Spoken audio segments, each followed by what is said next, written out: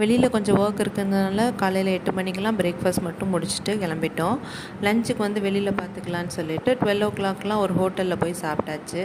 சாப்பிட்டுட்டு வீட்டுக்கு வந்து ஒரு 2 ஓ கிளாக் வந்துட்டோம். மதியம் சாப்பிட்டது அவ்வளோ ஃபுல்ஃபில்லாக இல்லாத மாதிரி ஒரு பசி எடுக்கிற மாதிரி ஆயிடுச்சு. சரி வெஜ் கட்லெட் பண்ணுவோன்னு சொல்லிட்டு வெஜிடபிள்ஸ்லாம் கட் பண்ண ஆரம்பிச்சிட்டேன். வெஜ் கட்லெட்டுக்கு கொஞ்சோண்டு நெய், வெங்காயம், பச்சை மிளகா, பீன்ஸு, கேரட்டு, பட்டாணி இருந்தால் பட்டாணி இதெல்லாத்தையும் நல்லா வதக்கிட்டு மஞ்சத்தூள், மிளகாத்தூள், கொஞ்சோண்டு கரம் மசாலா, கொஞ்சோண்டு உப்பு இதெல்லாம் போட்டதுக்கப்புறம் நல்லா வதங்கினதுக்கப்புறம் நம்ம பாயில் பண்ணி வச்சுருக்க உருளைக்கிழங்கையும் அதில் போட்டு நல்லா மசிச்சுட்டு எல்லாத்தையும் ஸ்மாஷர் வச்சு ஒரு மசிச்சுக்கோங்க. லாஸ்ட்டாக கொஞ்சம் கொத்தமல்லியும் மிளகுத்தூளும் போட்டுட்டு இறக்கிடணும். இந்த வடை மாதிரி தட்டி வச்சுட்டு அதில் கோட் பண்ணுறதுக்கு மைதாவும் உப்பு போட்டு நல்லா தண்ணியை கலந்துட்டு அதில் ஒரு கோட்டிங் கொடுத்துட்டு அதுக்கப்புறம் பிரெட் க்ரம்ஸில் ஒரு கோட்டிங் கொடுத்துட்டு எண்ணெயில் வந்து 2 சைடும் திருப்பி போட்டு நல்லா செவக்க எடுத்தாக்க வெஜ் கட்லெட் ரெடி. செம்ம டேஸ்ட்டாக இருக்கும். ட்ரை பண்ணி பாருங்கள் நீங்களும்.